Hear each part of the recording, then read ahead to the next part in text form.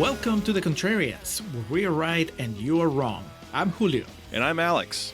Here on the show, we rage against the Rotten Tomatoes machine. For the first half of each episode, Contrarians Corner, we trash the fresh red tomatoes and praise the rotten green splotches, making our case any way we can.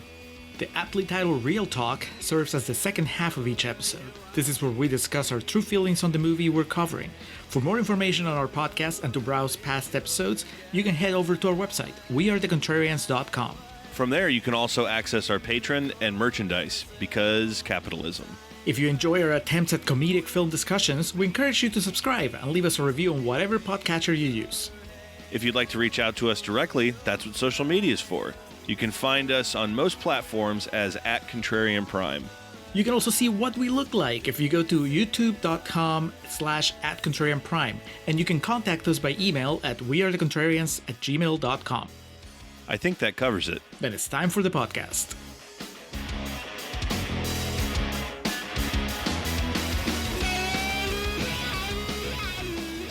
And we are recording for the Embries 2025, the final movement in our 11th year, Alex.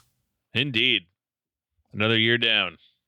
Another year, another 30-something movies to celebrate.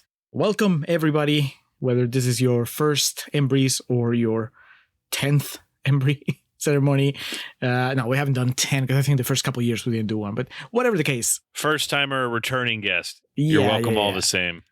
Just we're going to lay down very quickly the rules of engagement, what's going to happen over the next hour and a half as we walk down memory lane the past 12 months. We're going to give awards to the movies that we covered since the last Embry ceremony, so since the beginning of November 2024, all the way until our last episode, Freddy's Dead, The Final Nightmare, the last episode of October 2025. So in a little bit, we're going to recap all those movies so you know what's at play here. But the way this works, the way we celebrate another year of Contrarians goodness is by giving good and bad awards. The good awards are the Embries, named after Ethan Embry, of course, and specifically inspired by his performance in Empire Records as Mark. Well, my name is with the K. So I was thinking maybe my band could be with the C. So that way it's kind of like that psychedelic, trip thing. Timeless. That was our 8th episode. And since then, we've just been using Ethan Embry and Empire Records as the benchmark, as the standard for what you should aim for when you are an actor that's trying to stand out in a movie. Agreed. Next, the opposite of the Embry, the bad award, the Hooey. It's had many permutations, many names throughout the years, but this most recent, its final form, the Hooey, is inspired by the Crash review, David Cronenberg's Crash, by Ebert and Siskel, specifically. Gene Siskel referred to the movie as Hooey. He said, "It's Hooey, Roger." It's Hooey, Roger. Yeah, it's wonderful. The performance artist, that somehow this is a connection between life and death. That's a bunch of hooey. The movie doesn't. It's hooey. The movie thinks so too, Gene. The movie is a good job, they get an Embry. Bad job, they get a Hooey. We're going to do that with supporting actors and actresses, lead actors and actresses, and of course, with the movies themselves. Mm-hmm. That's kind of like the bones of the ceremony. But also, as the years went by, we've added other awards, other things that we give away. So we have the Ruffalo. The Ruffalo is the award we give to the most memorable sex scene from the past year. That's inspired, of course, by Mark Ruffalo and his sexual performance in The Kids Are Alright, a movie that we covered a few years ago. And we talked about a lot of things regarding that movie, but one of the biggest points of the focuses discussion, Mark Ruffalo. I mean, he impresses in that movie in more ways than one, and one of those ways is sexually. Like fertile, yeah? Oh, no, I love that word. Just, you don't hear people use it very often. No, yeah. Yeah, more is more. Yeah, I like that. Right on, let's do that. We also have a grant that we give out to a filmmaker, to a project, to reward them.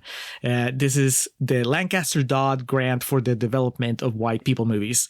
Lancaster Grant, of course, is the Philip Seymour Hoffman character in The Master. The Master is a movie that we think very highly of. Alex and I are big fans of PTA, specifically The Master. We have an episode on The Master that is, it might have been where we came up with the idea for the Grant. It's a movie we love, but it's also a very white movie. And so throughout the year, it's inevitable. We cover movies that we may like, we may not dislike, but regardless of the quality, we can call them white people shit. And so the Lancaster Dodd Grant goes to, I guess, the movie that's the biggest and brightest example of white people shit. So the filmmakers can continue doing that because, the white people need their movies too, and they need to be financed. They're not cheap. I have unlocked and discovered a secret to living in these bodies that we hold. And oh, yes, it's very, very, very, very serious. Finally, Josh Gad is a figure that has been with the Contrarians from the very beginning. I used to be the only one that loved him, and I think, Alex, throughout the years, you've learned to love him as well. Warmed up a bit, yeah. Yeah. He's an actor that I think lands in projects that are not as worthy of his talent sometimes. And he's an underappreciated actor. Well, that's a dick thing to ask Google. Like, do you expect the answer is, thank you, reader. Josh Gad is actually a dick. We've done an investigation and Josh Gad steals money from children. Like, what were you expecting this answer to be? Is Josh Gad a nice guy? I think you just gave them the answer. So, we have the Gad and the Anti-Gad. And these are the awards that we give to movies that are very much about what the Contrarians are about, which is raging against the Rotten Tomatoes machine, raging against the tomato meter score. So a movie that is rotten, but we actually think should be fresh. It's the movie that we love that has a really bad Rotten Tomatoes score. That one would get the Gad. And then the opposite, the Anti-Gad, is a movie that's fresh, that's celebrated, and we covered on the show. We were both underwhelmed, perhaps even angry at its reputation because it's not good. There are years where we don't have a Gad or an Anti-Gad or both, and there are years where we do. As the ceremony goes on, we'll find out if we have any Gads or Anti-Gads for 2025. So that's it. Those are the awards.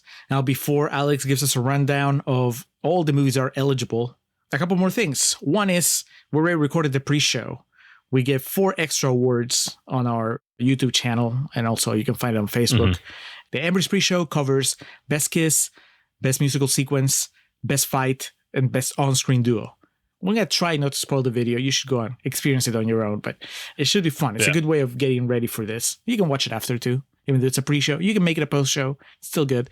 And then the other thing, which is mentioned in that video, is that we have 3 movies that we covered in the main feed that are not eligible for these awards. And those are the movies that so far we have covered on our Fresh Immigrants, Rotten Fascists series.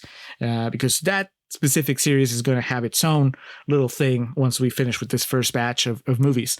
So The Visitor, The Great Dictator, and In America, those are not eligible for the Embries. Doesn't mean that they're not episodes that you shouldn't listen to. So if you haven't checked out our Fresh Immigrants Rotten Fascist series, you should definitely do that. And just be ready for whenever we do a recap of that project. Now, Alex, I think that we're ready for you to give us a rundown of the potential nominees, every movie that we've covered since the last Embry ceremony. All right, so we have our ballots here. Starting with the first film after the last Embry ceremony, we have Unforgiven, the Academy Award darling. We have Moana from easier, simpler times in Dwayne's journey. The Pope's Exorcist of WrestleMania 39 fame. The Apartment, just a great film.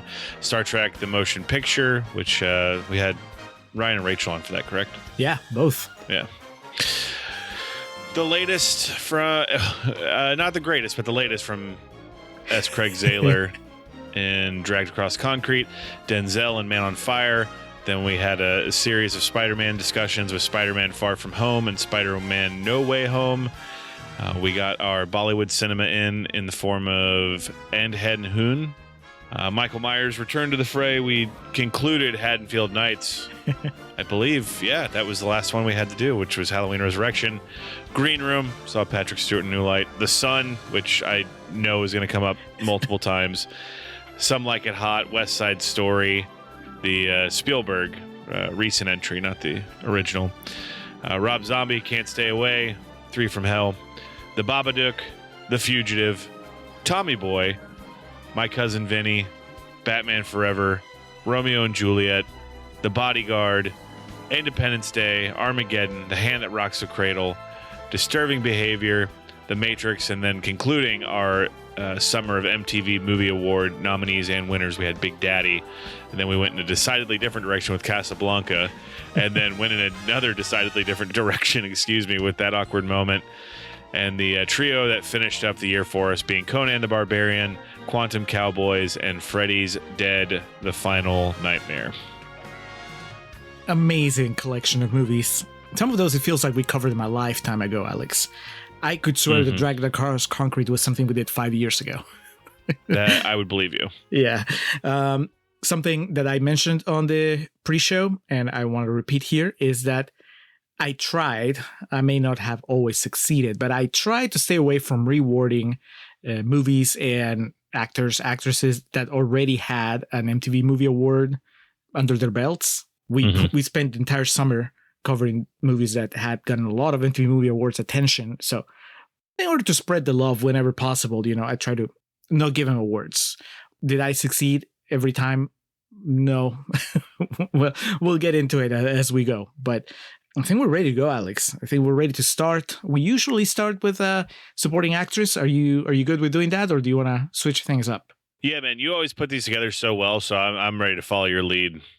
All right, we're going to go exactly in the order I have here on my little breakdown, which, it's useful because I have also like the moments where we're supposed to bring in comments from our beloved patrons who have also sent us some stuff to read or to play. So, all right, here we go, Alex. I'm going to start with supporting actress. We're going to do first supporting actress Hooey, then we'll do supporting actress Embry. We usually have runners-up, and then we'll give you the winner, each of us. So do you want to start, or do you want me to start with the supporting actress Hooey? Yeah, why don't you start so I can see? I have some thoughts. I want to see what direction you go in. All right. Let's start then. I have, of course, several runners-up.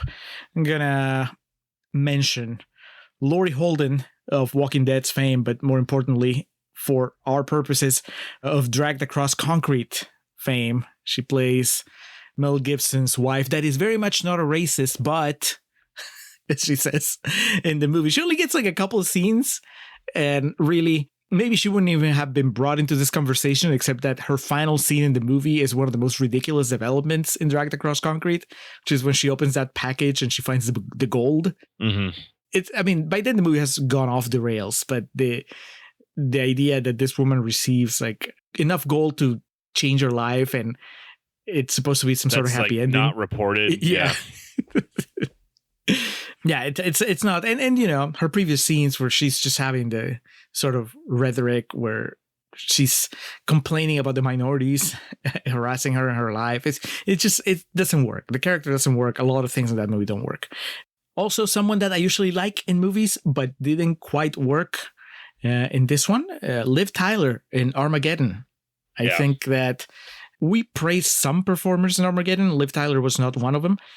For one, her character doesn't really get much to do. Unfortunately, once they go into space, well, now all she gets to do is just watch the monitors and cry a little bit whenever she thinks that somebody has died over there in the mission. But even before that, when she's just having screaming matches with Bruce Willis, it just doesn't work. She's a very charismatic actress, but here she's just not put to good use, I think. But none of them hold a candle in just cringe-worthiness as Academy Award winner Laura Dern in The Sun. He hasn't been to school in almost a month, and you never noticed anything. He was heading out with his bag and everything he needed for the day.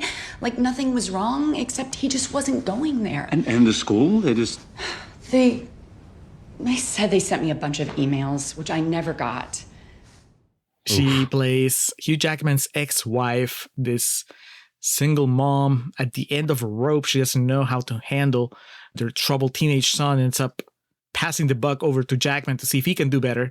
But then she keeps showing up in the movie, and she has this sort of not quite romantic subplot with him. And then, of course, if you watch The Son, you know how it all ends. And if not, you maybe listen to our episode. But we were very unimpressed by how both Laura Dern and Hugh Jackman handled their parenting responsibilities. And I thought that she was terrible. We've liked her in other movies, of course. It's Laura Dern. I mean, we've had her on the show before, but she's just so un-Laura Dern in The Son. And I couldn't get behind the character or the performance. So she gets the first Hooey of the night. Alex, how about you? Who's getting your Hooey? Yeah, Laura Dern definitely came to mind immediately. Supporting actress category also sees Liv Tyler get a nomination. I feel like and I'm never going to watch this movie again because it's so fucking long.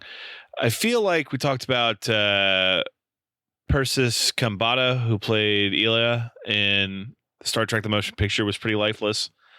I was like, what are you talking about? Yeah, that's just kind of a random note I have. I don't remember if that's true or not. But so those were ones that all immediately came to mind. But it wasn't too much competition because for my Hooey for supporting actress was fucking Tyra Banks in Halloween Resurrection. Just dreadful, woeful. Freddie. I mean, calm down. It's all good. Just relax. I got it all under control. No, there was this Firebird parked right in front of the house, like just totally about to ruin the establishing shot. But I called a tow truck. She can dance, Alex. She can? According to the movie, I mean, it looked like she can dance while she's making herself a smoothie. Well, she can't act her way out of a paper bag, and she's a very wealthy woman, a very important fashion model of the 90s and early 2000s, someone, obviously, a television personality that's widely known and highly regarded, but this ain't it, girl. So you're taking home the Hooey. And she doesn't get an on-screen kill, right? Like, that was her thing. She can't even do that. Yeah, we talk about it in the episode. There's like kind of quasi-legend of all of the things that, to make her be in the movie, they had to placate to or allow. Not as bad as Busta Rhymes, though, who had 100% creative control over his character in the movie and the things he said. So there's something to almost respect about that. I'm sorry, Tyra. I tried to defend you, but Alex had all the ammunition, and all I could say was that you're a good dancer. Sorry. All right, Hooeys are done. Let's get positive. Let's go to the Embries for supporting actress. All right, who do I have here, Alex?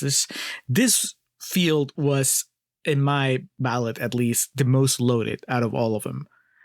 Supporting actress was an embarrassment of riches. And I'm going to say I already threw some love her way on the pre-show, but I will say again, Dakota Fanning is great in Man on Fire. Especially, I don't remember if we decided, if we figured out that was her first movie, but it's definitely maybe like one of her first big ones. And most of her scenes are with Denzel, who's like an actor's actor. And you don't feel that they're not matched well, so she more than holds her own against Denzel Washington. She gives him sass. She melts his heart. It's and she really drives that relationship drives the whole movie. So she's great. Also great. Also, I think something that we agree on.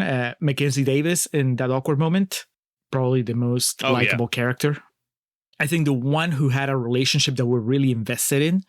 Really, really happy to have her come back to the show in a movie where we agreed a little bit more, because when we talked about Terminator Dark Fate, I think that you were maybe underwhelmed by the entire thing, and so you couldn't really appreciate her talent. But here, she gets at least a nod, almost an Embry. Also want to shout out easily the best part of Conan the Barbarian, which is Sandal Berman as Valeria. You were really into that. Yeah. And we made the joke that everybody looks good next to Arnold in that movie, but she in particular, I think she manages to to carry the movie when she's there. She and even though they don't give her character that much, I think that she makes an impression. And then of course the movie kills her because fuck her. A damn shame. She almost gets an Embry, but in the end, my Embry goes to somebody who was nominated for an MTV Movie Award but didn't win. And that was Nicole Kidman in Batman Forever as Dr. Meridian Chase. Well, I wish I could say that my interest in you was purely professional. Are you trying to get under my cape, Doctor? A girl can't live by psychoses alone. It's the car, right? Chicks love the car. This was kind of like the revelation for me watching Batman Forever this time, because her character and her performance, that was probably one of those elements for Batman Forever that I always shrugged off. I always thought that it was Jim Carrey's movie and Tommy Lee Jones's movie, in a way, Chris O'Donnell's movie, right? Because it was the introduction of Robin to the mythos. And Dr. Chase Meridian was just this really weird psychologist that was obsessed with Batman. And now I get it. Like watching it, I really appreciated the performance and seeing that, yes, it's that and there's nothing more to the character, but Nicole Kidman has so much fun with it. And she is very confident about her power over Batman and I guess over everybody else around them. So it's a lot of fun just to watch her be there and unsettle Val Kilmer, and, you know, whether he's wearing the cowl or not. So Nicole Kidman gets my Embry. Your turn. Mackenzie Davis also gets some love from me. Shout out to Edie Adams, who plays Sheldrick's secretary, Miss Olsen, in The Apartment. She's the one that kind of makes the walls all come crashing down for Fred McMurray in that movie. I can't wait to rewatch that again around Christmas time. Nicole Kidman's a good call out. And, you know, Vivica A. Fox, I got to give props for an Independence Day.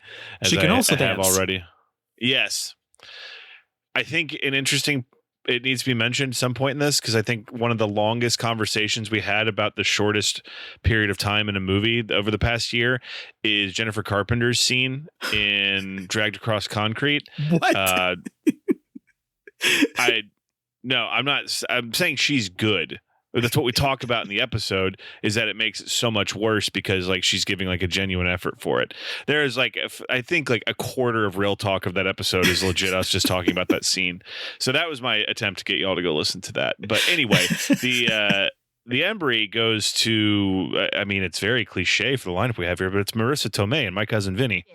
Why is it a trick question? Watch this. Because Chevy didn't make a 327 in 55. The 327 didn't come out till 62. And it wasn't offered in the Bel Air with a 4-barrel carb till 64. However, in 1964, the correct ignition timing would be 4 degrees before top dead center. Oh, really? Not on Spider-Man No Way Home? Oh, stop. I don't know if there's a line, because from a first-time viewing from this past year, which I think was about maybe like 40% of the movies we did over the past year were first-time No, it was lower than that, maybe 30%. But anyway, point being, out of all the first-time viewings of the past year, I don't think anything comes close to being entered into my lexicon as it's called disclosure, you dickhead. So that I knew going into that movie that was the thing that put Marissa Tomei on the map. I knew what a success that movie was. But, you know, as a film fan, Julio, you know what I mean by this. When you watch a movie that's 30 years old and it exceeds all the hype that you've heard up until that point, that's such a win. You know what I mean? Because there's so many times you and I have talked about it, not necessarily with Casablanca per se, but like movies like that, where you just like live your whole life hearing about it and you watch it and you're like, yeah, it was all right. So knowing that was, you know, what made Marissa Tomei a household name, and it's high expectations, and she's so fucking good in it. So hell yeah. Marissa Tomei, come on down. I'll respectfully shake your hand. I think she already has an Embry, or at least a nomination from a couple years ago. Because I know for Oscar, I'm pretty sure I threw some love her way. I don't know if she got the award, but she definitely got a shout out. So she's been circling the Embries, at least if she didn't have one already. So good for her, because she deserves it. And I did consider, if not giving her the Embry for playing Aunt May, at least mentioning her just to get a rise out of you. So there it is. Marissa Tomei for My Cousin Vinny and for Spider-Man No Way Home. Okay, nope, not the second part. Before we go to commercial break, the camera is going to show Jennifer Carpenter in the audience, kind of like laughing and just shaking her head. Like, what the fuck was that?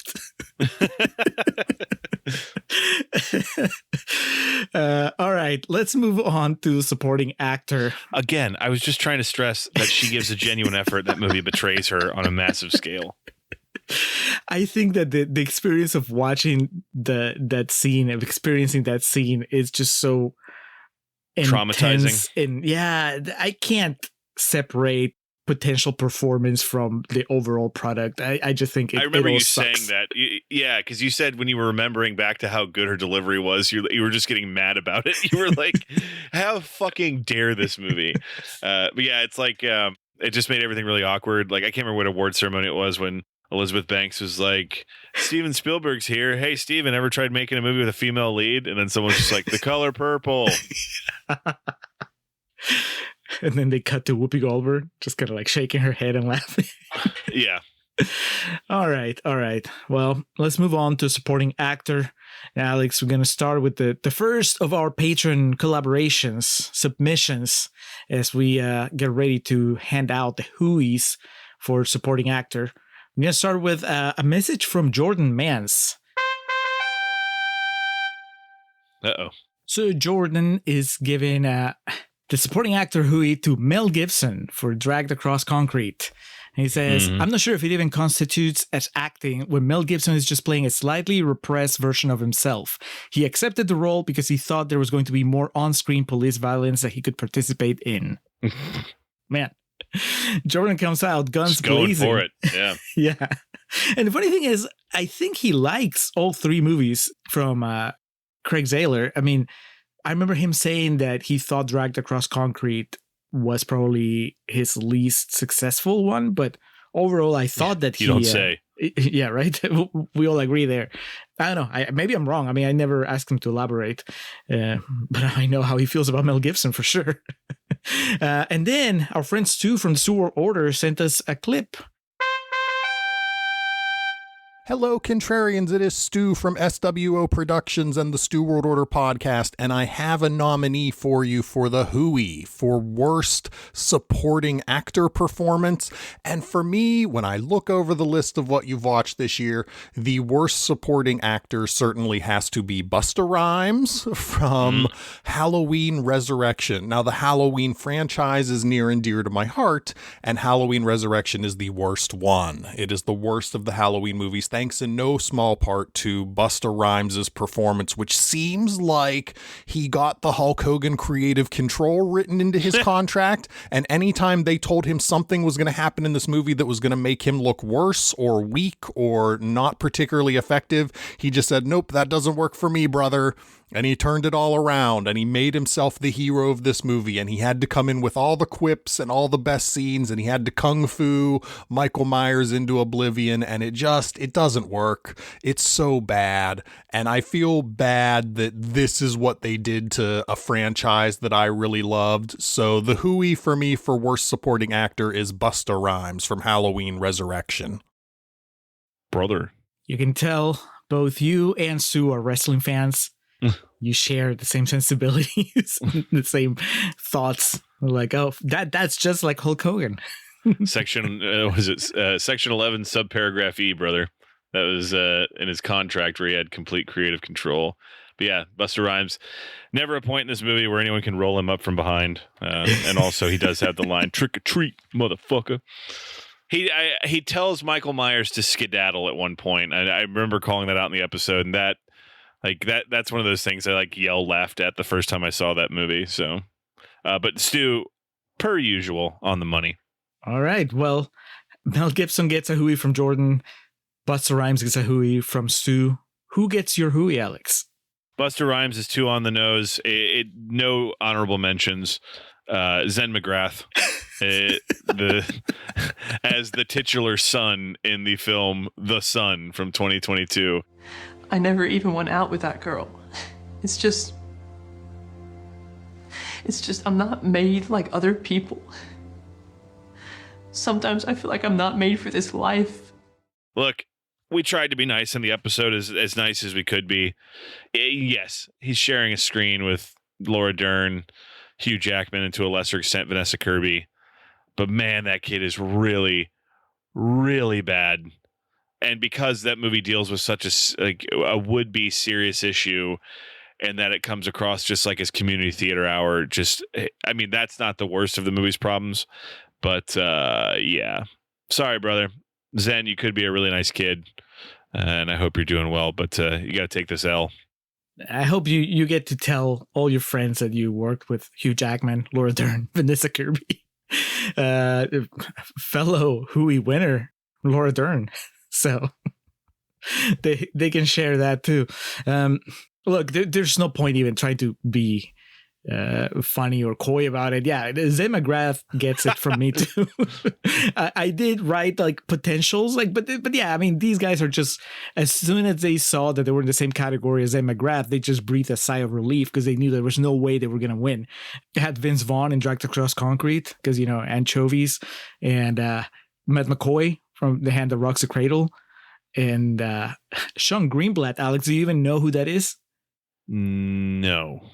John Doe in Freddy's Dead. That's fair. That kid sucks. But not as much as Zay McGrath, because that kid, Sean Greenblatt, is in a Nightmare on Elm Street movie that is basically fucking around for 90 minutes. And Zay McGrath is in a serious movie about suicide. Just, man, they needed to cut their losses and recast. They have to have known that this was not working, and yet they just kept going. They just decided to trust the guy that did the father, and they're like, yeah, the son will also be a winner. So Zay McGrath, you get to double fist the Hooeys. Congratulations, in a way. It was a cry for help, and I'm sorry about it with all my heart. I just needed you to understand my pain. Now let's move over to the Embry.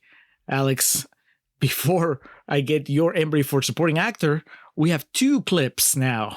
And the first one is from our friend Ben, Filmbusters Ben. Is this thing on? Had to crack this baby and dust it off out of storage. Yes, it's me, Ben, ex-podcaster. Not ex, I'm current podcaster. I'm just in some kind of hibernation. Hey, it's the Embries 2025. So happy to be here. Listen, this started off as a little gag to Julio. But the more I thought about it, the more I realized that there's actually some truth in it. You probably know where I'm going. This is the Embries, and I'm going to throw an Embry candidate your way. I know what you're going to think. Halloween Resurrection is what we're going to talk about here. And I know this is a little self-indulgent because I brought it to the show. We all know it's not great, but here's the thing, and I'm being totally serious here. There's something about Busta Rhymes in this movie that I can't shake. And hear me out, please, because I'm not saying it's a good performance in the traditional sense. I'm saying it's something else entirely. There's this scene, and you all know the one where he puts on Michael Myers' masks, puts on that mask, turns the corner, and he comes face to face with the actual Michael Myers. And we don't get no panicking, no screaming, no running for his life. Buster starts talking to him, tells him to skedaddle, yes. Get the fuck out of Dodge. I left your ass in charge. You need to scoot back to the van. That's where your ass needs to be. Fucking hell, man. Come on. Talking to Michael Myers like he's his understudy who's late to rehearsal or something. It's incredible stuff. In that moment, Busta Rhymes ain't acting. He's believing. He is all in. You can feel the energy. You can feel the commitment. There is no irony there. He's standing there. He's masked up. He's scolding Michael Myers. And somehow you think, Busta Rhymes has got this. Busta Rhymes is the best thing about this film. We know the film's a mess, but the man understood the assignment, even if the assignment made no damn sense. And for that scene, for that mask, for the confidence, I salute him. Resurrection. It ain't top tier Halloween. We know it ain't. But this was top tier Busta Rhymes. Embry winner for sure. Alex, our patrons are divided. I'm rendered mute by this take from Ben. He did include the skedaddle moment, though, so I can't be too mad about it, you know? I mean, I think he makes a pretty good argument. He might convince me to give Busta Rhymes the Embry. Well, funnily enough, Ben was directly arguing against Stu's pick for Hooey, and then now Stu also has a pick for Embry for Best Supporting Actor. So here's a clip from Stu. Hello, Contrarians. This is Stu from SWO Productions and the Stu World Order podcast, and I have another nominee here for you. I say another. I don't know what order these are coming out in the awards, so you may not have heard from me yet. But my nominee for the Embry for Best Supporting Actor of the Year is going to go to Sir Patrick Stewart for The Green Room. Just a performance that I don't think any of us ever saw coming from P. Stu, and it's great to see him just really take a role that doesn't seem like would be his character and really just going for it. So I really appreciated his playing a completely unlikable character for once in his career, or at least one of the first times I've ever seen him do it. So yes, my nominee for the Embry for Best Supporting Actor goes to Patrick Stewart for Green Room. I think we are a little more aligned with that take from Stu. But now, Alex, it's time for you to reveal who gets your Embry for supporting actor. All right, so this is a pretty loaded category in which we had Jeff Goldblum for Independence Day, Tommy Lee Jones for The Fugitive. I do have Patrick Stewart on here for Green Room, and I was really torn. But man, I got to give it to Tommy Lee Jones for Batman Forever. Oh. So he gets the double nom, but he's taking it home for his portrayal of Harvey Dent and just the insane depths he plunges to in that movie. The blistering highs and the nauseating lows, the creamy middles, of course. Luck! Blind, stupid, simple, doodah, clueless luck! But I was just thinking, Patrick Stewart is definitely like, that's what I would give out if we were doing like our, favorite supporting role. But in the spirit of the Embry, I have to give it to TLJ for Batman Forever. But yeah, Patrick Stewart, I think the other thing is too, is I feel like I was putting a bit of a downer note on the award because of how fucking terrifying he is in that movie. Professor X, Captain Picard, also neo-Nazi leader. All right, that's fair. I mean, Tommy Lee Jones, in a way, we made the comment during the summer event, the 90s were his decade, and I hadn't even realized it until we started going through his filmography, including the two movies that we covered this summer. So, yeah, I mean, why not? The crowning achievement after all that is to get an Embry. I went a different way, Alex. I went a little more low-key for my shout-outs, starting with Will Patton in Armageddon. That movie's a mess, but Great. Every time he's on screen, I'm like, there you go. That's somebody that makes sense as a character, as a performance. I buy this guy. Also, not too hot in the movie, but Nick Stahl in Discerned Behavior, he's going for it. I knew you were going to say that. I mean, it's true. It's true. And we praised him in the episode. He gets to play two characters, right? Because he's the character before he's brainwashed, and then he's a character after he's brainwashed. So it's a lot of fun watching him be the good guy and then be the bad guy. Just to needle you, Alex, Jake Gyllenhaal in Far From Home, his Mysterio, man. He gets a big villain speech. And then just to get back on your good graces, I almost gave it to David Spade in Tommy Boy, because I thought that he was really funny, and I mean, it really was such a completely different experience from watching Black Sheep, right? Like here, it worked. What he was doing, what Farley was doing. So almost. But then in the end, I'm like, no, you know what? There is a performance from last year that, even though it was right there in the middle of a movie that was very celebrated and had a lot of praise at the Oscars, and overall, like, I feel like this one kind of fell through the cracks, even though it's an important character, and that is David Alvarez in West Side Story. He played Bernardo. Óyeme bien, the gringos tonight, they stare because... Oh, like you don't stare. Because our girls make their girls look lousy. Si alguno de ellos te falta el respeto, the first gringo boy who smiles at you. Ay, Mr. Juvenile delincuente. Vamos. He didn't get an Oscar nomination. I felt that people didn't talk about him as much as, they did about everybody else in the cast. And then even when we're looking through his filmography, it's not like he went on and seems to have done other things, right? Like he might be like more of a stage guy. But Ariana DeBose, she won an Oscar. She's been in a bunch of movies since. Baby Driver, Ansel Elgort. He's Ansel Elgort now, for better or for worse. And Maria, Rachel Ziegler, she's fucking Snow White now. And man, where's David Alvarez? What happened to David Alvarez? I think Bernardo is one of the best characters, one of the best performances in the movie. So if nothing else, he gets an Embry. He can take solace that a few years later, he was recognized by these two podcasters in Austin, Texas. And they said, yeah, man, fuck the Oscars. The Embry is where it's at. Fair enough. Fair play. Keeping in the spirit of the award. Yes. Yeah. All right. So I'm going to take a break from Embries and Hooeys, Alex. I'm going to get a little spicy. Let's move on to the Ruffalo, which, before we even get into it, we have a couple of messages from patrons. Oh. First at bat, Jason Nerdrovert. He sent a message saying, I can't decide if I want to nominate Buscemi for the Embry for Armageddon or the animal cracker scene for the Ruffalo. And then I told him, I'm like, look, they're both strong ones, but the animal cracker scene is more outrageous. So he said, okay, animal cracker for the Ruffalo, final answer. And I love that because it wouldn't have occurred to me. Did you have that on your ballot, Alex? I knew it was going to come up at some point, so I wasn't worried about including it anywhere. Well, thank you, Jason, because you took care of that for us. And then Jordan Mance comes back. And he just says, the Ruffalo goes to what happens on that boat after the credits roll. I'm assuming he's talking about Some Like It Hot. Oh, yeah. There's a lot of sexual energy in that boat.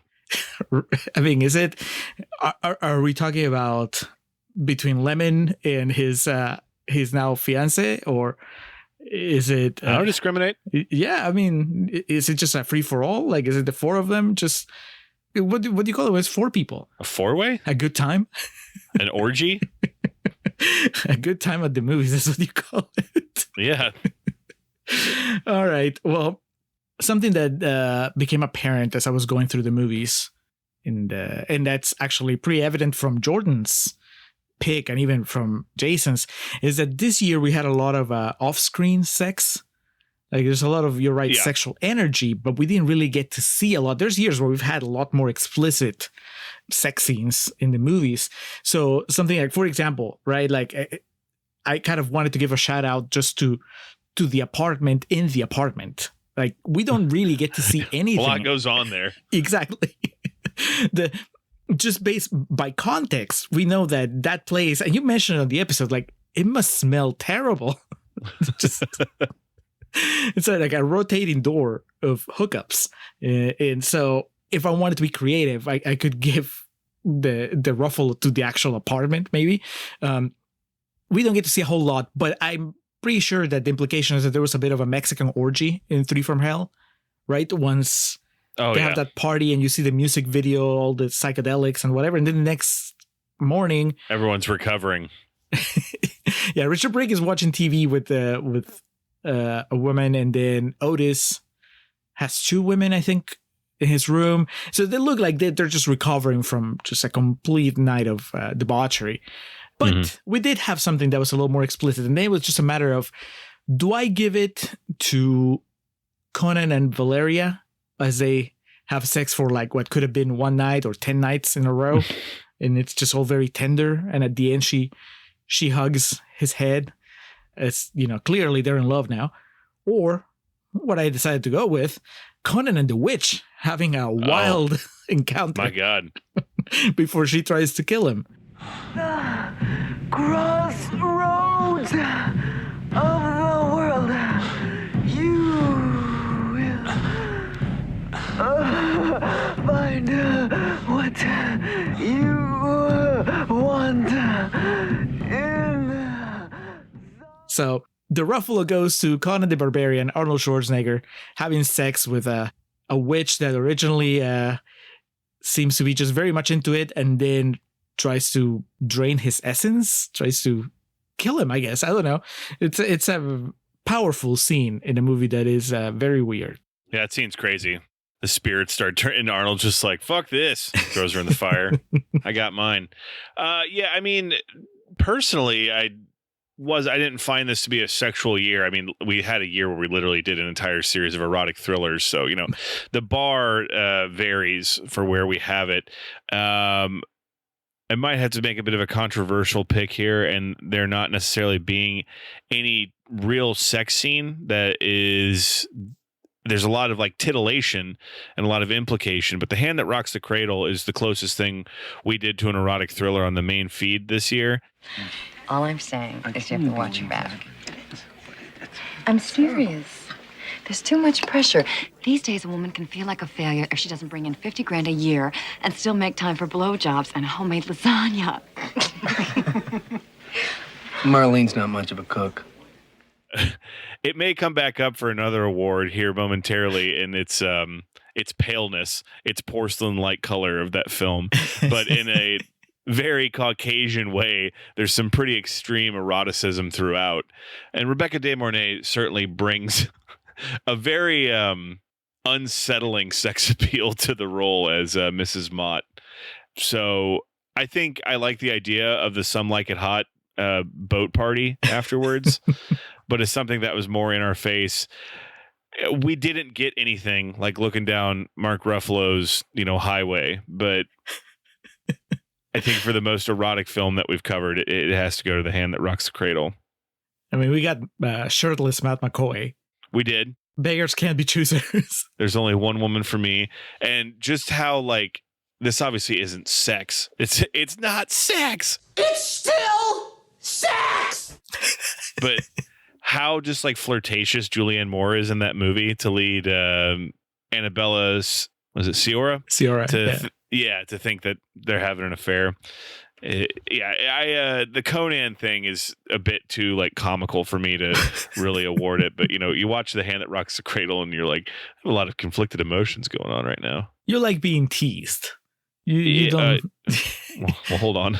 You don't like being ravaged by a witch. Some people that don't know me well enough yet might be hearing that, Julio. So, and it's going to cause even more sexual confusion for me when the remake comes out with Micah Monroe in the lead role. Lucy McClane too. That's right. Holy shit. That's a day oneer. All right. Well, that was the Ruffalo. I think that we did an admirable job with a fairly tame year in comparison to other Contrarians years. I thought Conan was an easy win, so I'm surprised that you managed to give The Hand That Rocks the Cradle a shot. But now we move on from sex to white people, and here it is, Jordan Mans again with a nominee for the Grant. And he says, the Babadook gets a Lancaster Dodd Grant. Is there even a non-white person in this, not counting the Babadook? And the son never getting hit is white. It's true. That's fair. I'm glad that the Babadook got thrown in the ring there. I'm guessing that that's not yours, Alex. I think you were hinting at going in a different direction with your Grant. That would be correct. It's nice that it got a little bit of love because all that was said is completely accurate. But we covered some white people shit this year, my friend. Not the least of which being Armageddon. How white of an idea is that? There's an asteroid coming towards Earth, so we'll just employ a bunch of fucking construction workers or dock workers to fly up there and drill a hole in it and drop a warhead in it. The sun, obviously, it exists to be like, see, rich white people have problems too. Coming off of its Ruffalo victory, I do need to call it The Hand That Rocks the Cradle. That is some pretty, like, there's literally down to like the white picket fences and all of the, the ideas of the Pleasantville successfulness and, just white people shit through and through. I think if you have a nanny, then you are in a white people movie. That's a fair call. But none of them struck me as more just white people bullshit, not necessarily in premise as much as in execution. And that would be Quantum Cowboys. Observation. elevates a single lowly possibility into the only possible reality, a single collective memory. But for that to happen, someone has to observe it. No, in premise too, because it's a really complicated time travel to go back and stop these events that happen. You know, it's all very not reductive, but derivative of things that have happened before that do it a lot better. Lily Gladstone is awesome. I stand by that. But I mean, the true Mark of a White Person movie, David Arquette's one of the leads in it. But Jeff Marslet, I go on at length in the episode about how this movie, to me, so badly just wants to be a movie that plays at film festivals and convinces folks it's better than it actually is, because it's executed so experimentally and differently. So, I mean, like I said, it doesn't get much whiter than the sun or Hand That Rocks the Cradle, but just for like the what I took away from this movie was an intense desire to be accepted for being weird and being confusing and being complicated. You know, the type of thing that a lot of people have criticized Nolan in the past for like Inception and shit like that. So to me, that just screams Whitey behind the camera. So Quantum Cowboys gets the Lancaster Dodd Grant from me. Julio, you're a bit more qualified to speak on this as the acting minority of the Contrarians. What did you look at this year and say, fucking white people? I love the idea. First of all, I love that Quantum Cowboys is really what happens when white people do drugs, right? That's a minority would have had a different kind of trip. But yeah, white people would just come up with this shit. But no, I have... You're right. I mean, this was a very white year for the Contrarians. I narrowed it down to Big Daddy, because that's the kind of thing that you can only pull off if you're white. Good call. Yeah. That is, from the beginning, just the premise of like, yeah, I'm just going to basically kidnap this kid to improve my love life. And then all the way to the end with the bullshit trial, the court scene that marks, you know, that's how you know your movie has hit rock bottom and so on. Also, and this is funny because it goes against the core concept of the franchise. But honestly, the more I thought about it, Star Trek: The Motion Picture is so fucking white. Even though, you know, you have Uhura in the background and you have aliens, right? But overall, it's just like two white dudes in a dick measuring contest to see who's the best captain, who should lead the ship. That is just, it's so white. And then the minorities are kind of like in the background, waiting for them to settle it. That's a good call, because obviously the Wrath of Khan introduces a lot of elements that are more about like questioning, you know, inward about acceptance and shit like that. So yeah. But this one is just nope. No, this one, yeah. I won my ship. I'm Captain Kirk. The Spin Doctors played over the trailer for it. So at the end though, Alex, and I laughed when you brought it up. I'm giving it to the sun. Yes, rich white people have to. Yeah, but it's also what I'm thinking mostly of there's the two things, right? Like one, that shot of is it Laura Dern or Hugh Jackman? Like their backs are to the camera, but they're looking out this massive window, and you know, it's like, God, yeah. They're just like us. They also suffer heartbreak. But then all their like apartments and shit are just, you know, $20,000 a month type things. Hugh Jackman's shower, I think that we praised it in the episode. How it looked amazing. But then the climax, the whole debacle at the end where they go against medical advice that could have saved their son's life because, God damn it, we are white and we don't trust science and we're just gonna take him home. God damn it, we know better. I hope we made the right decision. When he said it was a cry for help, we have to trust him. And listen, if he doesn't improve in the next few days, we can always take him back. Right. But look, I know he's better off here with us. Also, Hugh Jackman, you know, having a gun and then just not paying attention to where it is. And a complete mess. And I know it you know, there's part of me, we call it out in the episode, right? Like we acknowledge that the movie has good intentions, but it's just such a misfire on every level. And on top of that, it just ends up being unintentionally funny because of all the things that it does wrong. So that is my grant. here, come, what's his name? Florian Zeller. Florian Zeller. Oh my God. Yeah. Come over. Maybe he looks like someone who would say ketchup is spicy. Well, he can use the money from the grant to finish the trilogy. He'll make the Holy Ghost movie next. Yeah. You can thank the Contrarians for that. But we're done. We're done handing out money. I'm going to get back to handing out awards. It's time to tackle lead actor, Alex. And we're going to start with the Hooey.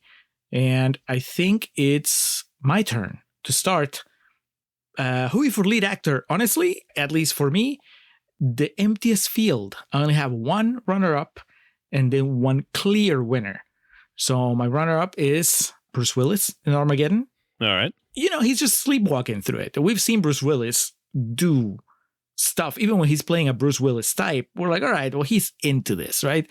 And the Bruce Willis in Armageddon, he's an autopilot, all the way to his big Oscar scene at the end. It's just Bruce Willis, because he's Bruce Willis. It's not like he tanks the movie. Other things tank the movie, but he is completely unengaged. You put him next to Will Patton, you're like, now one of these guys really cares, and the other one is just here for the paycheck. But speaking of putting people against people that may not be as great, of course, Alex, I have to give the Hooey to Arnold Schwarzenegger for Conan the Barbarian.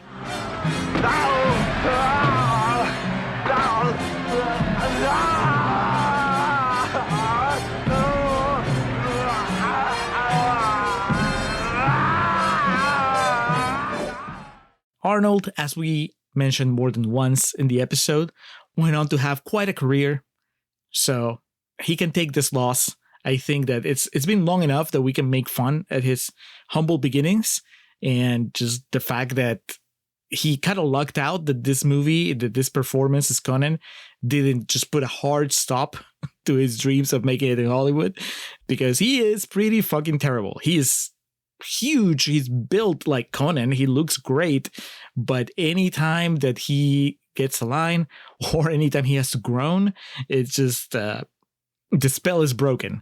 So Arnold, come over, take a Hooey. You can put it next to your other awards. How about you, Alex? Who gets the Hooey for lead actor from you? Both very good picks, my friend. I have to call out Hugh Jackman for The Son. He really is trying in that, so I can't, in good conscience, give him the Hooey. Right.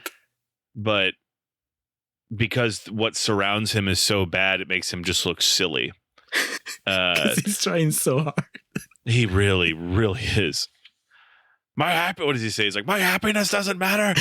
I'm supposed to forget my happiness. It's something. Oh, dude, it's fucking ridiculous.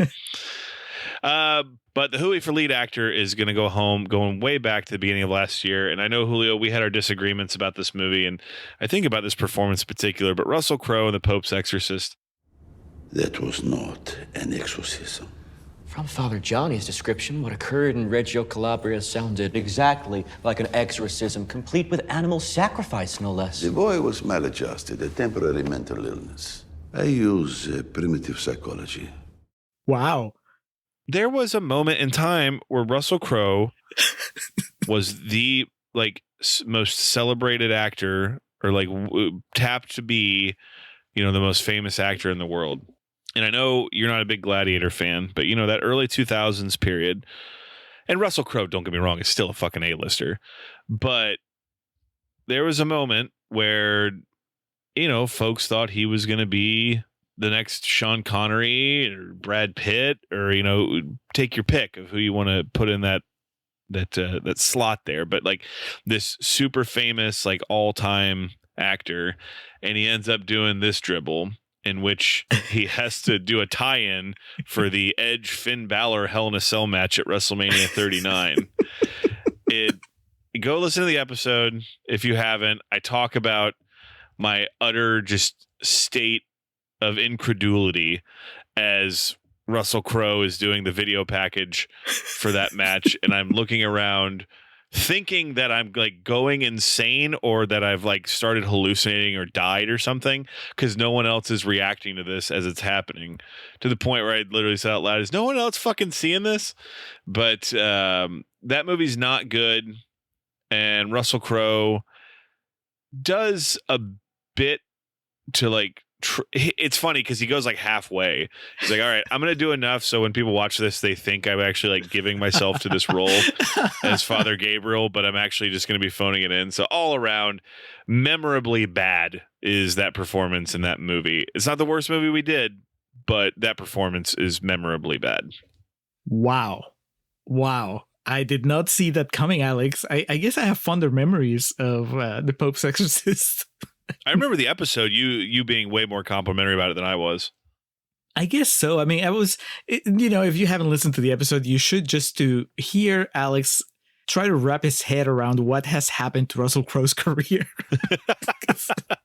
I guess, it didn't hit me because I've kept up with it, I guess. But for you, it was like you went from Gladiator to the Pope's Exorcist and you missed everything that he's done in between. And there was, we were talking about it for like 10, 15 minutes, maybe even longer, as you were trying to come to terms with what Russell Crowe does today versus what he was doing 20 years ago. That movie has Alex Esso in it. She's in, I talk about this in the episode, but she was in this horror movie from like 10 years ago called Starry Night that is just disgusting. So it took me a second to adjust when she was in that, but yeah, I remember it being a pretty interesting discussion. It's a pretty nothing movie, but we got, as we typically find our way into, and the most innocuous movies we do, we get the most juice from it. Well, Russell Crowe, I don't think he's here. I don't think he's the audience. So he doesn't have that good of a sense of humor. Yeah. No. He's gonna read about this in the papers tomorrow and just shrug about it, depending on how we catch him. He might give us a call, send us a nasty email, or just shrug it off. I guess we'll find out. But all right, that's enough with the Hooeys. Time to move on to the Embries for lead actor. Now this, I had a little more to choose from, Alex, and just a quick shout out to Robert Englund for Freddy's Dead. That movie's a mess, but I'll tell you this. I was like, do I give him the Hooey or do I give him the Embry? Because on one hand, it's just schlock. It's shtick. You know what he's doing with Freddy, but you can't accuse him of not trying. So, I'm going to be positive and say the movie's a mess, but at least he's not Bruce Willis. He's not there just to cash the paycheck. He's actually there to try to keep Freddy lively. On the other side, a much better movie, The Apartment. I think that Jack Lemmon, they told him, all right, you carry this one by yourself. Tony Curtis, this is just you. And I think he does admirably. He has a cold half the movie and still he manages to impress. So thought about it. And then here's where it gets tricky, Alex. If you ask me, there is a triple tie in Independence Day. There's a Bill Pullman, Will Smith, and Jeff Goldblum, all three vying for, the lead actor, Embry. But instead, they end up cannibalizing Independence Day's chances. They split the vote. And you know what happens? That leaves the way open for Chris Farley to take the Embry for Tommy Boy. God. In comes the meat wagon. Woo, woo, woo. And the medic gets out and says, oh my God. New guy's in the corner puking his guts out. All because you want to save a couple extra pennies. My God. Can't deny it. An upset of all upsets. I can't believe that. But listen to the episode. I thought, and yes, it's not the kind of thing I go for, but it's undeniable. He's going for it and it works. And it works with David Spade. It works by himself. And he has a couple of surprisingly emotional moments that work. So it all works the way it's supposed to. And I can't imagine watching any other Chris Farley movies that are going to work this well for me, just based on everything you've told me, right? Mm-hmm. If I ever get around to watching Beverly Hills Ninja, I don't expect it to be Tommy Boy. I think that this is, the peak. And so I wanted to just reward it. So yeah. I'm very happy. Once I came to terms with the fact that I couldn't really decide if it was for Pullman, Smith, or Goldblum, I'm like, well, fuck it. It's Farley's, really. So Chris Farley gets it for Tommy Boy. How about you, Alex? Who gets the Embry? I'm stunned. It's like when Crash won Best Picture, except good. What's your favorite? Is it Nicholson? He goes, "What happened? What happened?" Yeah. Okay. So obviously, got to get the clear ones out of the way. Humphrey Bogart for Casablanca, Harrison Ford for The Fugitive. Oh, and the episode were like, yeah, he kept getting overshadowed by Tommy Lee Jones. Pretty much, yeah. Let's see here. Joe Pesci for My Cousin Vinny, obviously. You was serious about that? I'm realizing now we didn't give the proper credit to Herman Munster for supporting actor. But, yeah. It's a very tight ship we run here. But for the Embry, for lead actor, through all of the kind of silly dialogue and moments in the movie that are obviously very ridiculous and fantastical, I'm going back to the well of Joel Schumacher, and Val Kilmer as Bruce Wayne I don't think gets the love that it probably should. The figure in the dark was my destiny. It would change my life forever. I would use its image to strike terror into the hearts of those who did evil. Wow. Not even in our episode, because I was like, I don't really like him. No, I remember that. I think the failings of this are from the obviously at times quizzical writing, but I remember part of it is you, if I remember correctly, I'm not misquoting you, you said the whole idea of him being kind of like tormented and shit. You're like, I don't care. You don't care about his relationship, with Chase Meridian and the trying to cope with everything that's going on. But I thought Val Kilmer, that I remember Jim Carrey and Tommy Lee Jones being good. I remember Chris O'Donnell being bad. I remember the movie being really colorful and shit. The thing I didn't remember was that I really thought Val Kilmer was good. Nicole Kidman was good. Their chemistry was really good. I love that Chris O'Donnell keeps getting mentioned, but he doesn't even get a nomination, like a proper nomination. We just talk shit about him. Strays. Yeah. That's all right. I mean, I think at least in my case, and I think I said it on the episode, I have softened on my Val Kilmer opinion on Batman Forever. Like I used to really not like it, and now I'm just like, it doesn't. We've had so many portrayals of Bruce Wayne that I feel very strongly about other ones. So much more strongly than I do when it comes to his Bruce Wayne. But I said on the episode, having watched that documentary about his life, where he talked about how difficult it was to work on Batman Forever, and the fact that he's passed away. So that sometimes can retroactively make you appreciate the performance of someone else, because you're watching somebody who is gone now. And so I don't I have more problems with you being even slightly positive towards Jennifer Carpenter and Drag the Cross Concrete. I was trying to do the noble thing of calling out that she's a good actress that was very betrayed by that project. And yes, immediately, I already mentioned this, but I immediately started remembering you just listen to the episode. Julio starts backtracking the whole scene in his head, and he's just getting progressively more annoyed. It's so funny. All right. Well, I think that everybody can tell that Jennifer Carpenter is not going to be getting any awards in the next category. Well, for one, she's not a lead actress in any of the movies that we covered. But yeah, we move on to lead actress and the Hooey for lead actress. Alex, you go first now. Over on the video portion of this, I'm complimentary about certain contributions this young woman made to this film. But Whitney Houston wasn't much of an actress. And in The Bodyguard, it doesn't help that she's matched up against Kevin Costner, who's pretty effortlessly great. So honorable mention or dishonorable mention for Whitney Houston in this case. It's that breakup scene, right? After they've had sex. Yeah. I remember you brought it up before, and then I rewatched, and I think I had to pull a clip for the episode. I'm like, man, Alex is right. I mean, typically, yes, but anyway, she is fucking 7,000 miles away from the winner, as is everyone else who could be in contention. And she is someone who I have enjoyed to varying degrees in other films. But man, Sherry Moon Zombie in 3 from Hell is like a weed whacker on a chalkboard or like whatever. What's the most extreme thing you can think of, a noise you don't want to hear? And that is her. Look, Sue, I gotta do what I gotta do. It's my rules, or the Grim Reaper comes a rolling through in a big black Cadillac. Hey, bitch, hop in!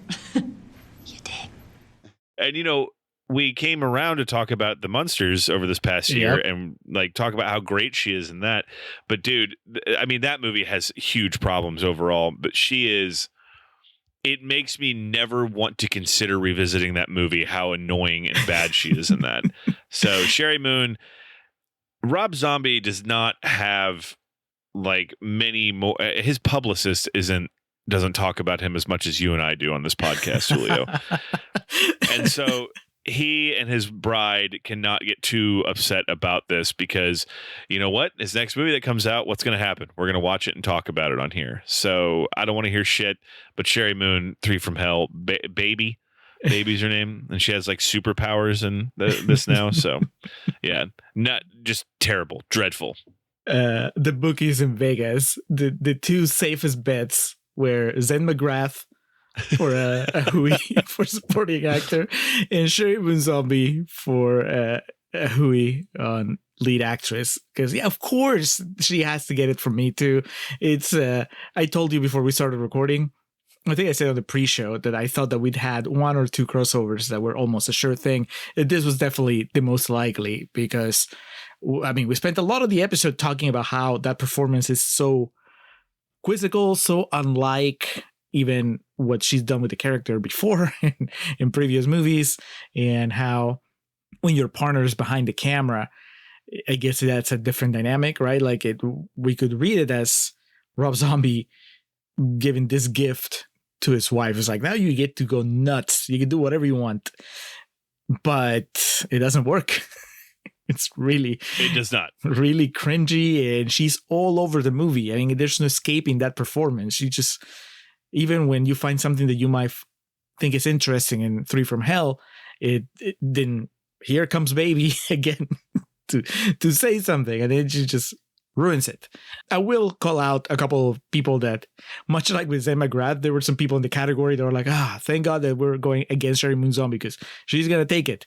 And so I gotta call out Katie Holmes for Certain Behavior, who she's not terrible, but it's just kind of ridiculous how transparent it is, an attempt to revamp her image. Like she's the bad girl. Yeah, she's so bad. She's not Joey from Dawson's Creek. No, doesn't work. 2 horror leads, Alex. Bianca Kashlich from Halloween Resurrection. You know, she's the final girl in that movie. And you told me, right, that she couldn't scream, that they had to dub her screaming. That's right. Yeah. Yeah, and that's not even, close to her biggest problems in the movie. She's just uninteresting as a lead character.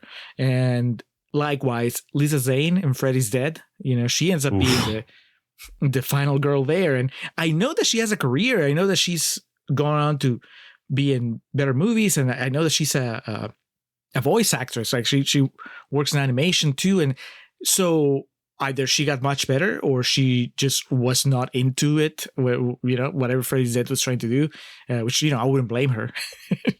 But yeah, it doesn't work. In the end, though, they don't have anything to worry about because the Hooey is secure. The 2 Hooeys, from me and from you, they go home with Sherry Moon Zombie. Oh,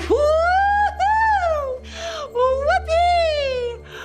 I'd be Snow White in the forest, playing with all the animals. And playing with the bunnies.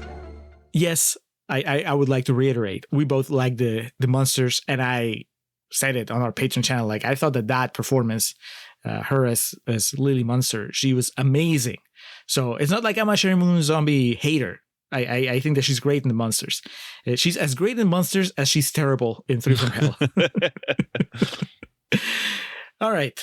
So that's the Hooey for lead actress. Now we move on to the Embry for lead actress. Who do we like? Alex, who's getting your Embry? So it feels like a betrayal of oneself. I do want to give a shout out to Claire Danes for Romeo and Juliet. I knew you'd do that. She's very good in that.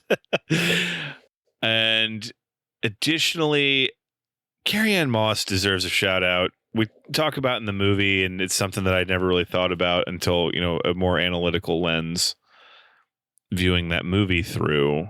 Some of the writing does betray her and the character of Trinity, of just kind of like by the third act, just she's a girl now, and she likes the boy.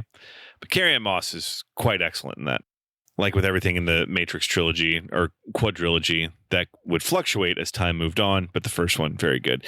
But they all play second fiddle to Shirley MacLaine in The Apartment. Just yes, talk about a movie that's 40, 50, 60, 65 years old. And I watch it and I go, that was like a revelatory performance. She's so good. And of course, the context is lost if you've never seen it, but she says, I'd spell it out for you, but I can't spell. Just fucking fantastic. That movie, amongst the greater, that was a patron demand, correct? Yeah, I think that was Jason Erlevert. Yeah, among the greater demands we've received, and one of those movies that makes me so grateful we do this, because I'm not sure I would have ever discovered it otherwise. So Shirley MacLaine doesn't need my fat ass to tell her that she's a good actress, but I'm going to do it anyways. What's he got against you anyway? I don't know. I guess that's the way it crumbles, cookie-wise. What are you talking about? I'd spell it out for you, only I can't spell. That's good. I was like, Alex is going to go with either Marilyn Monroe and Some Like It Hot, who's on my short list, or Shirley MacLaine in The Apartment. That's the classics. If you think that I'm done bringing up Spider-Man, you're wrong, because Zendaya, Boo. I think, qualifies as lead actress, and she's fantastic in both Far From Home and No Way Home, but specifically, I think No Way Home, where she gets to... Again, I just get hung up on that final scene between her and Peter, and just the sadness and everything that goes through her face in those 5 minutes or so. Marilyn Monroe, Claire Danes, I actually had her there. I think in the episode we said that it's even more impressive what she does, because she doesn't get the action scenes that Leo does. It's really just her and the Shakespeare dialogue, and she just has to impress the way that he does, and she outperforms him. I think she ends up doing better with the material. But I agree with you, Alex. Shirley MacLaine gets it from me too. She's fantastic. I just remember being blown away because I did not expect her to just be so lively. I mean, it's happened before in other movies, and I know I call it out every time, right? When you, in your mind, in your lifetime, there are actors and actresses that you know as like older people, and then you see them when they were younger, and they have a very different energy, obviously, than what they have in present day. And that was the thing with Shirley MacLaine, right? I know her as just an older actress, as Ben Stiller's mom and Walter Mitty, and then the lady from Bernie, and then here she is, the lead in a romantic comedy, and she's just she's sassy, and she is kind of a dreamer, but she also is stuck in a toxic relationship, and she's very vulnerable, and she does it all, and she's great. I think I like The Apartment a little less than you do. I have more of an issue once her character starts going into a downward spiral, and all the fun is kind of sucked out of her character for a while, but she's still great. I mean, that's not her fault. I know your height, said your weight, said your social security number. You had bumps, had measles, and you had your appendix out. Don't mention the appendix to the fellas in the office, okay? I wouldn't want them to get the wrong idea about how you found out. So yeah, she gets the Embry, and we've had a bit of a Shirley MacLaine year, because we also covered Steel Magnolias on the Patreon channel, and she was great there too. Weezer. Yeah. So if she wants to, she can also consider this a little bit of recognition for that role as well. All right. Now we are done with actresses, Alex. We're done with actors. It's time for the Gad and the Anti-Gad. Do you have an Anti-Gad?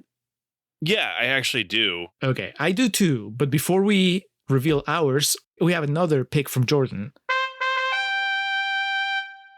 It's funny because Jordan calls it the reverse Gad. And he says, Green Room gets the reverse Gad. This is maybe the most overrated movie of the last 20 years. Wow. Also, this is the rightful owner of the Lancaster Dodd Grant, but it still goes to the Babadook. Fair. I mean, yeah, I can see it's a movie about white supremacists. But man, that came out of nowhere. I didn't expect this late in the show. I did not expect Green Room to get harassed by one of our patrons. I think it was after we watched One Battle After Another that you mentioned that usually you agree with Kinsey's movie takes, but with Jordan it's more of a, it's up in the air. Bit more of a crapshoot, yeah. I mean, I think in this case we both disagree. Wholeheartedly. Well, I have a runner-up and an actual anti-Gad. Runner-up is a movie that I didn't hate, but considering it's 100% on the tomato meter, I think that it could be a little misleading, for those people that don't know how Rotten Tomatoes works. In this case, it's because they don't have that many reviews, but Anti-Gad, it's a movie that, if you've listened to the episode, you might remember, I was very much into the concept, the setup, and then I felt that they dropped the ball because it should have been a comedy, and instead it tries to be a thriller, and there's constant betrayals and double crosses and twists and turns, and you kind of lose track of the emotional part of it because of the plot. So it almost got the anti-Gad, but no, it's not really offensive. What is offensive is the fact that Dragged Across Concrete has 76% on the tomato meter. It's not as high as Anti-Gad, but it's also a movie that I wouldn't consider a good movie. It has some good moments, but overall, I think it's a mess, and I don't think, again, if you go with the idea that fresh tomato means, yes, you should watch it, I think it's a little misleading. I don't have the right words for this situation. I really hope that this mistake is not what I'm remembered for. Keep your name out of it. Out of the three movies that Craig Zahler has done, it's easily the worst one. The only one that's bad. So it gets an anti-Gad as a warning, as a counterpoint to that fresh tomato. How about you? A cautionary tale. So hilariously, I also had Ed Hen-Hoon and Dragged Across Concrete. You just made the case for Dragged Across Concrete and Ed Hen-Hoon. The big thing with the latter is Ed Hen-Hoon is 100%. Yeah. And so is what I'm giving the anti-Gad to is also 100%. And I didn't hate this movie. I know I was picking on it earlier, and I guess I'm going to continue to do so, but I think Quantum Cowboys is an example, and I guess it'll share it with Ed Hen-Hoon of the system not being I guess it works the way it's supposed to, but those two movies being 100%, just generally speaking, don't properly reflect the quality of those movies. And, there's so many people, we've met a lot of them that would just see that they're 100% ratings and think they're fucking incredible movies just based on that. And it's just, that's not how the cookie crumbles, It's not how it works. So we're pretty much aligned on that, Julio. My anti-Gad just ended up going to Jeff Marslet once again. He's racking up. He got a grant earlier, so he's okay. He got a little cash. Every single observation creates its own little bang. Whole new universe expanding outward from an individual experience. Disorganized and wild and exciting. Oh, that's right, because Quantum Cowboys is part one of the Arizona Anthology. That's what it was called, right? Jesus, so he needs financing for He'll part be back. 2. Yes. Yeah. I think that you're right. That 100% has less to do with the quality of the movie, more to do with the number of reviews logged on Rotten Tomatoes. So, yeah, the misleading. Don't let Rotten Tomatoes fool you. Doesn't mean that you shouldn't watch the movies, but, adjust your expectations. All right, let's move on to the Gad then, Alex. Again, I have a couple runner-ups and then a very clear winner. Tommy Boy doesn't get the Gad, but it's in contention, 41%. I like it. I think it's a good movie. I think that Rotten Splosh does it a disservice. I acknowledge it's not a movie that's for everybody. And I think that we issued that warning in the episode. We were both having a lot of fun recounting the plot and talking about the movie. And I can see how some of our listeners would be like, oh, this must be, I want to check this out. And then in the first 5 or 10 minutes, like, I don't know about this. But if you're into that type of comedy, it's a lot of fun. And it was for me. So I think 41% is just such a harsh label to put on it.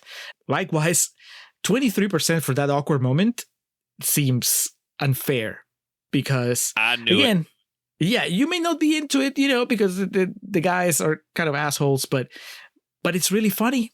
If you're into it, it's really funny, and Mackenzie Davis is lovely, and we laughed a lot. I know for sure I did, and I think that you said that the scene where Miles Teller gets hit by a car was, oh yeah, it broke you in a good way. But in the end, it goes to a different movie. Same tomato meter score as Tommy Boy, 41%. Batman Forever is weird because, in the episode, we said, oh, this is the one that everybody loves. And then we got a bunch of feedback from patrons and listeners where they're like, no, Batman Forever still sucks. So, it is 41% Rotten Tomatoes. I think that there are people that would just look at that and see it as confirmation that, oh yeah, Batman Forever is not good. It's just as bad as Batman and Robin. And really, we know that's not the case. We know it's a fun Batman movie made by Joel Schumacher. It's not the Tim Burton Batmans. It's not the Nolan Batmans. It's its own thing, and it's a blast if you get on its wavelength. Agreed. By the way, I've seen your mind, freak. Yours is the greatest riddle of all. Can Bruce Wayne and Batman ever truly coexist? We'll find out today! So, Batman Forever takes my Gad. Who takes your Gad, Alex? So, Tommy Boy is up there. That already got mentioned. Batman Forever got some love. Man on Fire is a movie that I wasn't crazy about. Julio enjoyed it more than I did, as mentioned a little bit earlier in this episode. But the 39% rating on there, I think, is not really fair of what it is. If you just tell the audiences it's a movie about Denzel Washington, fighting crime and trying to save this girl. That tells me exactly what I need to know, what kind of movie it's going to be. The poster tells you what you need to know. Oh, yeah, absolutely. So I think the 39% rating is a bit misleading. So it gets an honorable mention in the category of the Gad, but there is really, this wasn't hard for me. As it currently stands on Rotten Tomatoes, 68% based on 81 reviews. It does not accurately tell the tale of Independence Day as one of the greater cinematic triumphs of the 90s. And I'm not saying it's the greatest movie or anything like that. Please listen to the episode.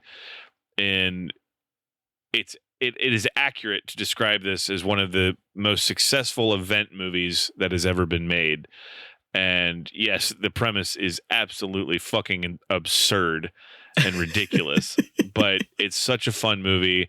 Julio and I both, gave it the highest of praise and accolades. And I think the idea that, that score would be a D, right? And I don't think that accurately represents what that movie is.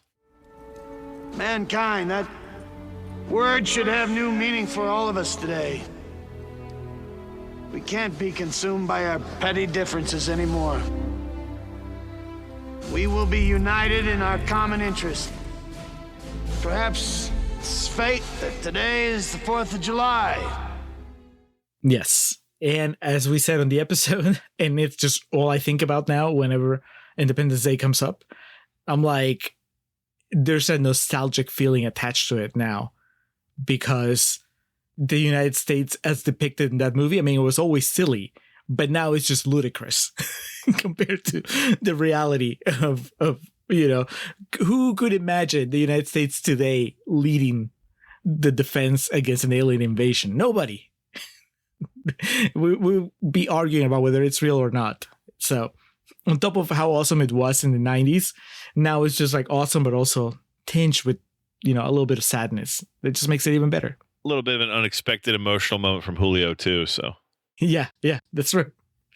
All right. Well, the big ones are left, Alex. the Hooey, the Embry. We have some messages from patrons for both. So let's start with the Hooey, of course, as usual, so we can finish with the big good one. And we have 2 messages. We're going to start with Eddie Strait, who says, the worst movie is Halloween Resurrection, but I have to give the Hooey to Man on Fire, which sucks so much that I still feel fiery about it, even though I haven't seen it in 20 years. Oh man, those wounds are deep. I can relate. I called it out on the episode, not being 100% sure, but I think I said, I think that Eddie doesn't like it. And I guess all these months later, he's confirming it. He doesn't like Man on Fire. In fact, he thinks it's the worst movie we covered this year. Wow. And then John Amenta from The Pint also has a Hooey contender. He says, last night I went to a 20th anniversary screening of The Devil's Rejects. I actually love that film. Its follow-up, 3 from Hell, is absolute Hooey. It is a way too late sequel that feels like it is cosplaying as Rejects. Nothing feels original, and the cast is just doing imitations of their characters from the prior 2 films in the series. The structure is also very much mapped out like Rejects as well. Love the scene where the Firefly family takes a motel room full of innocent hostages? Well, we will do it here too. Do you like how the Firefly family end up in a weirdo brothel town? Is that a thing? Well, we will do it here too, but in a Mexican village with hitman luchadors. Okay, that part was pretty cool. Rob Zombie is more strikeout than home run, so this is not a surprise. It's just kind of sad when the original auteur copies their own stuff and delivers absolute Hooey. Man. Went all in. I don't think John likes 3 from Hell. It doesn't sound like it. I mean, on the episode, we don't disagree with that. And you like Devil's Rejects. You know, I'm just more ambivalent toward it. And we both felt that this was not on the same level. So, all right. It's not going to get my Hooey, Alex. I don't know if it'll get yours. Yeah, I mean, Halloween Resurrection definitely gets a nod. And 3 from Hell is very bad. And also recency bias. Freddy's Dead is very bad. Very, very bad. But Spider-Man No Way Home. No, I'm just kidding. I honestly wouldn't put it past you to say Far From Home got the Hooey. I mean, it's not even like... It's surprising for how much I dislike Baz Luhrmann that movie didn't come up at all. But I'm just going back over the list here. It's not really a contest. Like, if you've been paying attention at all, it's The fucking Sun. That movie was just terrible. Like, it's become The fucking Sun by now. The fucking Sun. It's still not as bad as Hancock. So it doesn't belong in that all-time zeitgeist of worst movies I've ever seen. But it's so bad. And especially because, like, with the exception of the ones I've mentioned so far, we didn't really have much that I found torturous over the past year, with the exception of The Sun. So we did pretty good for ourselves. So it's not like we've had past years where I remember looking over like, God, at just some of the movies that we covered. And they weren't all fucking first round picks, but we didn't have too many really bad movies over the past year. But The Sun is memorably just dreadful. So that takes the Hooey home for me. Haven't I always done everything for you? I stayed with your mother for years for your sake. So why are you saying this? Why? Why? Tell me why. Is it because I fell in love with another woman? Is that my crime? How is that any of your business? I have the right to reinvent my life. Fuck, it's my life, you hear me? It is my life. I can't disagree, Alex, because, you know, let's cut to the chase. I'm giving it the Hooey too. That movie is fucking terrible. It's there's no competition, really. I had 2 runner-ups. One was Big Daddy, which is a movie that I laughed at maybe half of its runtime, and then the other half I was like, oh my God. And, you know, that second half is brutal with Big Daddy. But still, you know, there's some things that I liked. And then I have to say, Dragged Across Concrete, I mean, there's a lot of interesting stuff there. But overall, when I think of it, I just mostly think of it as a very frustrating experience and a lot of stuff that doesn't work from a filmmaker that we've known has done so much better. So that was also maybe in contention. But man, The Sun is just head and shoulders. It's such a bad movie, much worse than anything else. And again, we go back to the idea that it's trying to be serious. It's tackling a very important subject matter, and it does it in a very clumsy way with bad performances and terrible script. So there was no way. I think that anybody that listened to the episode, anybody who's watched the movie, probably assumed that that's where we were going all along. Just wanted to say, I'm really sorry about everything. And I know you don't deserve it. I'd like to ask you to forgive me. Man, the son goes home with 2 Hooeys. Emma Grath goes home with 2 Hooeys. Laura Dern gets a Hooey on the side. I guess it should be honored that we dislike the movie that much. All right. Last award of the night. The positive side of it. The Embry, Alex. And before we give our picks, one final message from friend and patron Eddie Strait. He says, best movie is pretty obvious. The Apartment, which probably also gets a Lancaster Dodd. I mean, we called it out. So, Eddie likes The Apartment. How about you, Alex? Who gets your Embry?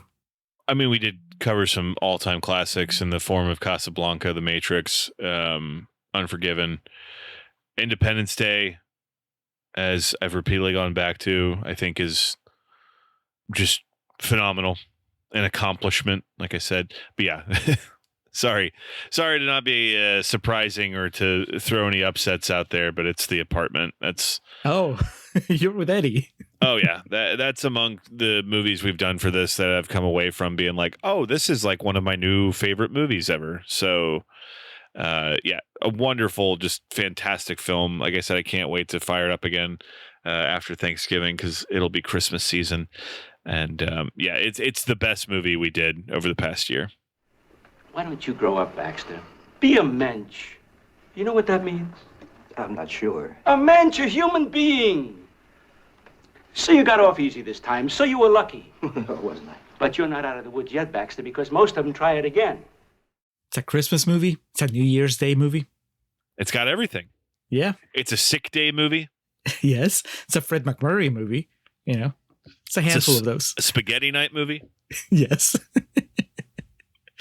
All right. The Apartment, not even on my short list, Alex. And I like the movie, but again, as seen on the episode, as heard on the episode, I was not as high on it as you, and I guess most people are. Casablanca, though, I mean, that's a runner-up. It's kind of funny because really, on a traditional award ceremony, I guess Casablanca would just run with it. But I mean, I call it out because I was very positive. I am very positive about it. I think it's basically a perfect movie, but you know, it doesn't need an Embry. And I also, one last time, Alex, Spider-Man No Way Home, I mean, I think it's quite an achievement. It's not going to get an Embry, but it's, you know, they did it. They pulled it off. They brought the 3 Spider-Men. I recall. Yeah. And all the bad guys, and Willem Dafoe, and Alfred Molina. Rhys Ifans may or may have not shown up for a day of shooting. Thomas Hayden Church was CG'd in. Yeah. He recorded his lines on his cell phone and then sent the MP3 to Marvel. Yeah, it's a lot of fun. I mean, you know, it was tempting to just do the ultimate Marvel fan move and give it an Embry.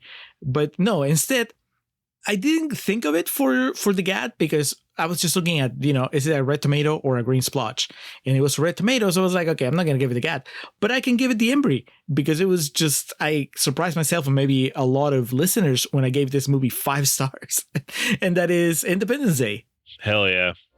The 4th of July will no longer be known as an American holiday, but as the day when the world declared in one voice, we will not go quietly into the night. We will not vanish without a fight. It's so much fun. It's just an amazing experience that is so 90s, so in the spirit of what we did this summer. And like I told you, I was surprised that it didn't get more love overall from the MTV Movie Awards. You know, it only won Best Kiss, I think. I mean, I had all the nominations, but it only won Best Kiss.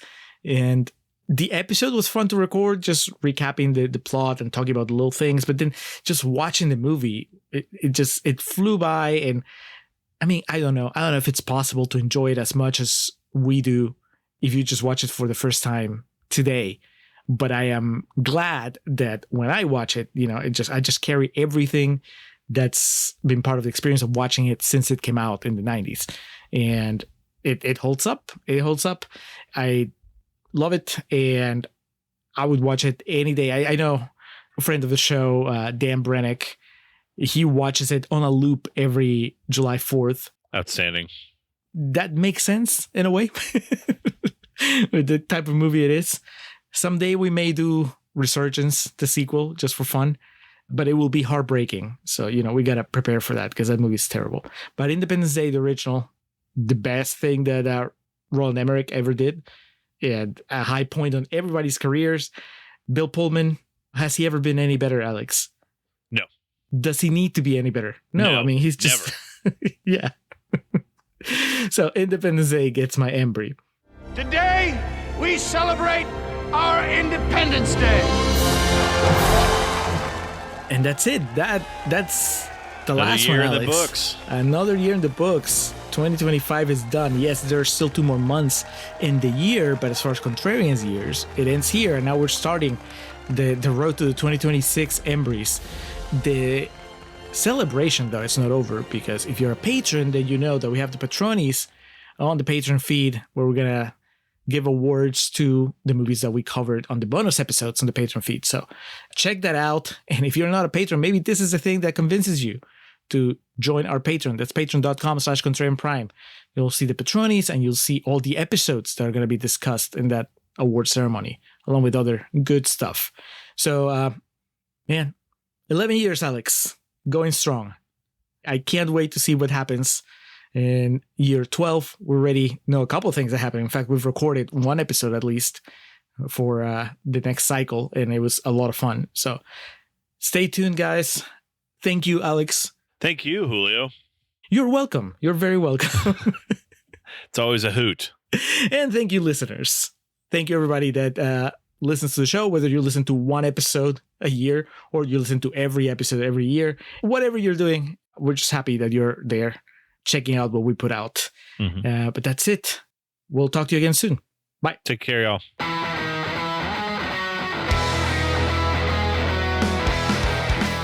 Welcome to our end credits. Or as we usually call them, our perennial plugs. We start off by giving thanks to the Festive Years, who provide our opening and closing tracks.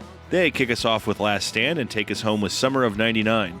Be sure to head over to thefestiveyears.com for any and all Festive Years needs. Our friend and fellow podcaster Hans Rothgieser is the man behind our logo and all the art you see related to our show. Reach out to him and let him know how much you like that little tomato. His email address is mildemonios@hotmail.com and his website is mildemonios.pe. That's MILDEMONIOS. Hans, thank you for all your support. For those interested in the regularly absurd world of professional wrestling, Joe and the boys over at latenightgrin.com have you covered. Tell them the Contrarians sent you. And we like to close with special thanks to our social media team of Zoe Perez and Coriari. Each of the social media accounts we mentioned in the introduction look as good as they do because of their work. So that'll do it for this episode of The Contrarians, where we're right and you're wrong, and we will catch you next time. Just for old time's sake, I really don't care.